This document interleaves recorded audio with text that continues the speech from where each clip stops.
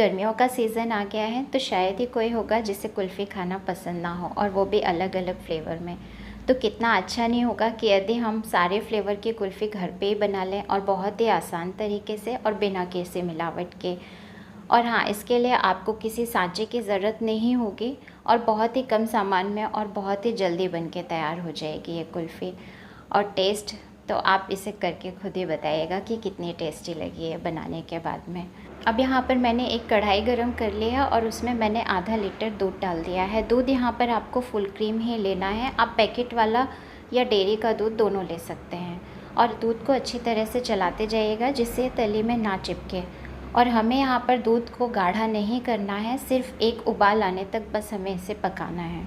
हम जो आज कुल्फ़ी बनाने वाले हैं तो उसके लिए आपको घंटों गर्मी में किचन में खड़े होने की ज़रूरत नहीं है, ये 10 मिनट में बन के तैयार हो जाएगी।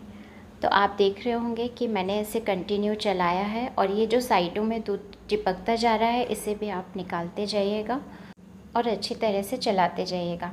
और आज हम जो कुल्फ़ी बनाने वाले हैं उसमें हम ना तो कोई कंडेंस मिल्क का यूज़ करने वाले हैं, ना ही किसी क्रीम का यूज़ करने वाले हैं। अब आप देख रहे होंगे कि दूध हमारा अच्छी तरह से बॉयल हो गया है, इसमें एक उबाल आ गया है। अब मैंने यहाँ पर एक कटोरी में थोड़ा सा दूध ले लिया है, ये लगभग 1/4 कटोरी है। और इस पे मैंने यहाँ पर डाल दिया है 1 चम्मच कॉर्नफ्लोर, या फिर आप इसे कॉर्न स्टार्च कह सकते हैं। और यदि कॉर्नफ्लोर आपके पास नहीं है तो आप यहाँ पर कस्टर्ड पाउडर का यूज़ भी कर सकते हैं। तो इस तरह से आपको दूध में कॉर्न स्टार्च को अच्छी तरह से मिक्स कर लेना है, जिससे इसमें कोई भी लम्स नहीं होने चाहिए। इसे अच्छी तरह से मिक्स कर लेने के बाद ही हम इसे दूध में मिक्स करेंगे। और यदि आप कॉर्न स्टार्च को डायरेक्ट दूध में मिक्स कर देंगे तो लम्स पड़ जाएंगे, इसीलिए इस प्रोसेस को हम करते हैं। और इसे आप डालते जाइएगा और लगातार चलाते जाइएगा, क्योंकि कॉर्न स्टार्च डालने के बाद में दूध हमारा बहुत जल्दी गाढ़ा होने लगता है, इसीलिए इसे आपको लगातार चलाना है। उसके बाद यहाँ पर मैंने फ्लेवर बढ़ाने के लिए 1/4 कटोरी दूध पाउडर ले लिया है। ये ऑप्शनल है, आप चाहें तो डालें, वरना ये ज़रूरी नहीं है। लेकिन यदि आप डालेंगे तो आपकी कुल्फ़ी का फ्लेवर बहुत ही अच्छा आएगा, और यहाँ आपको मावा डालने की भी ज़रूरत नहीं पड़ेगी। और हाँ, हमें इसे कटोरी में घोलने के बाद ही इसे मिक्स करना है, क्योंकि यदि दूध पाउडर को भी आप डायरेक्ट दूध में डाल देंगे तो गुठलियाँ पड़ जाएंगी। और यदि इस तरह से आप घोल के डालेंगे तो हमारा जो दूध है वो बहुत ही स्मूथ रहेगा। अब इसे लगातार चलाते जाइएगा। गैस की फ्लेम को लो टू मीडियम रखिएगा, हाई मत रखिएगा। यदि आप हाई रखेंगे तो दूध हमारा जल्दी चिपकने लगेगा। अब आप यहाँ पर देख रहे हैं कि जो हमारी चम्मच है इसमें जो दूध की कोटिंग है वो अभी बहुत ज़्यादा गाढ़ी नहीं है, और हमें इसे अभी बहुत ज़्यादा गाढ़ा भी नहीं करना है। और यहाँ पर मैंने 1/4 कटोरी शक्कर डाली है। शक्कर आप कम या ज़्यादा कर सकते हैं, ज़्यादा मत करिएगा, क्योंकि हमने यहाँ पर गुलकंद का यूज़ किया है और रूह अफ़ज़ा का यूज़ किया है, तो उसमें ऑलरेडी शक्कर होती है, तो शक्कर कम ही डालिएगा। और उसके बाद में मैंने यहाँ पर गुलकंद ले लिया है, ये 4 बड़े चम्मच हैं, या आप कह सकते हैं कि 1/4 कटोरी है। ये जो गुलकंद होता है ये गुलाब से बना हुआ होता है, तो इसके फ्लेवर की बात ही अलग होती है। ये बहुत ही टेस्टी लगता है खाने में, और आसानी से आपको मिल जाएगा। और यदि आपको नहीं मिलता है तो आपको किसी पान की शॉप में भी मिल जाएगा।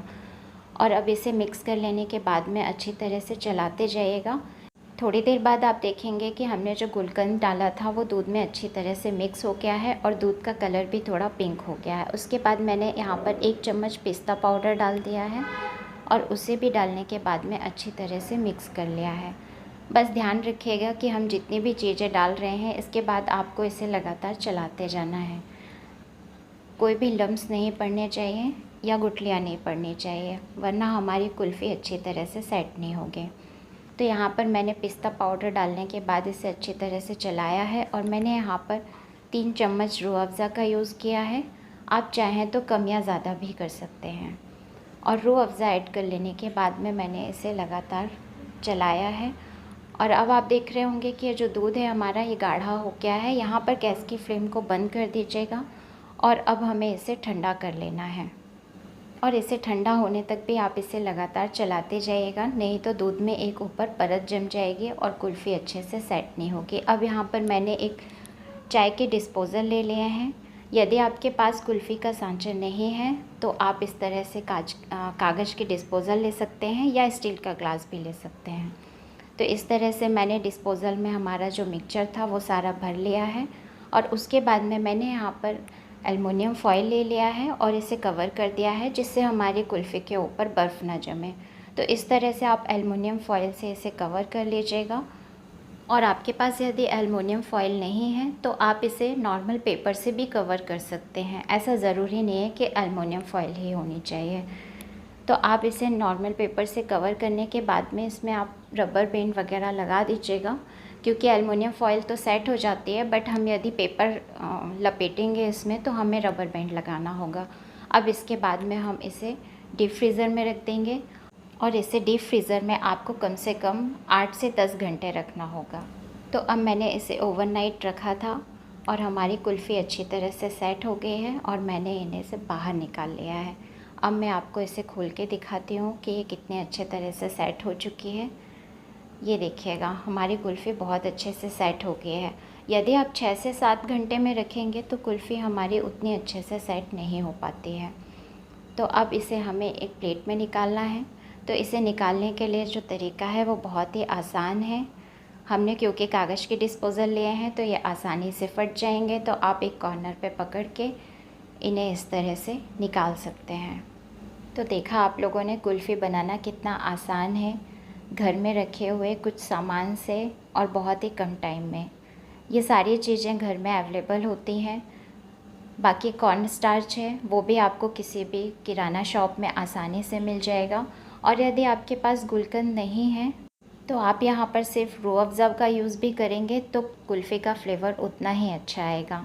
और दूसरी चीज़, यदि कुल्फ़ी का आप बहुत ही स्मूथ टेक्सचर चाहते हैं तो हमने जो गुलकंद डायरेक्ट डाला था, आप उसे ठंडे दूध में थोड़ा सा मिक्स करके मिक्सी में पीस के भी डाल सकते हैं, तो हमारी कुल्फ़ी का टेक्सचर और भी स्मूथ आएगा।